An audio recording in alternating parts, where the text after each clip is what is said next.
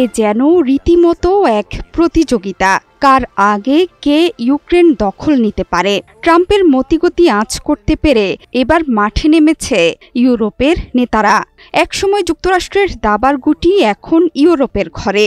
আপাত দৃষ্টিতে মনে হচ্ছে ইউক্রেনে 1 মাসের আংশিক যুদ্ধবিরতির প্রস্তাব দিয়েছে ফ্রান্স এবং যুক্তরাজ্য, যার ঘোষণা দিয়েছেন ফ্রান্সের প্রেসিডেন্ট ইমানুয়েল ম্যাক্রন। আর এই যুদ্ধবিরতির মধ্যেই লুকিয়ে আছে নতুন খেলার চাল, যেই চালে কার্যত নিজেদের দেশ পুরোদস্তুর ইউরোপের হাতেই তুলে দিলেন ভলোদিমির জেলেনস্কি।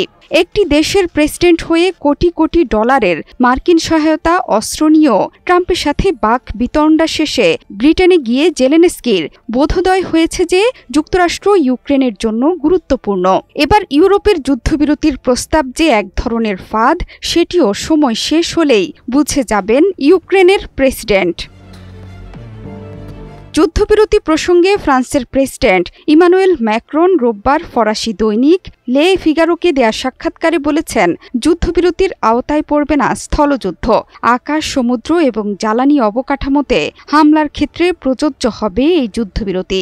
যুদ্ধবিরতি হলে তা মানা হচ্ছে কিনা সেটি যাচাই করাটা খুব কঠিন হবে, কারণ রণক্ষেত্র এত বড় যে তা প্যারিস থেকে বুদাপেস্ট পর্যন্ত দূরত্বের সমান। ম্যাক্রন বলেছেন, ফ্রান্স ব্রিটিশ প্রস্তাব অনুযায়ী যুদ্ধবিরতির দ্বিতীয় ধাপে ইউরোপীয় স্থল সেনা মোতায়েন করা হবে ইউক্রেনে।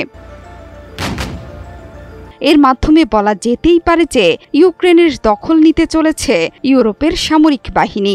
যুদ্ধে নিরাপত্তা দেওয়ার অজুহাত দেখিয়ে ইউক্রেনকে ইউরোপের কাছে দ্বিতীয় দফায় বিক্রি করে দিলেন ভলোদিমির জেলেনস্কি। ইউরোপের সৈন্যরা যদি ইউক্রেনে প্রবেশ করে তাহলে আরও আগ্রাসী হয়ে উঠবেন পুতিন। শান্তি চুক্তিতে তাকে মানানো কঠিন হয়ে যেতে পারে, যার ফলে ইউক্রেনের বাকি অংশ দখলের জন্য মরিয়া হয়ে উঠবে পুতিন সৈন্যরা।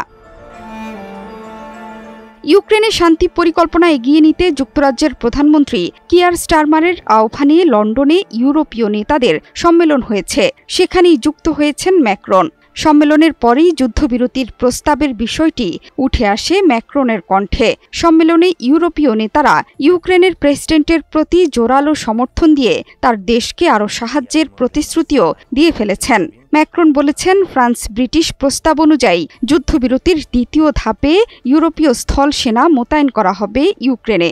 এ সময় ফ্রান্স ও অন্য ইউরোপীয় দেশগুলোকে প্রতিরক্ষায় আরও বেশি ব্যয় করতে হবে বলে জানান ম্যাক্রন। এমনকি ইউরোপীয় কমিশনকে প্রতিরক্ষা ব্যয়ের অর্থায়নে আরও উদ্ভাবনী হতে হবে বলেও তাগিদ দেন তিনি। এই প্রসঙ্গে ভলোদিমির জেলেনস্কিও বলেছেন, তিনি সবকিছুই জানেন। জোহরা চৌধুরী সেতু, ৭১।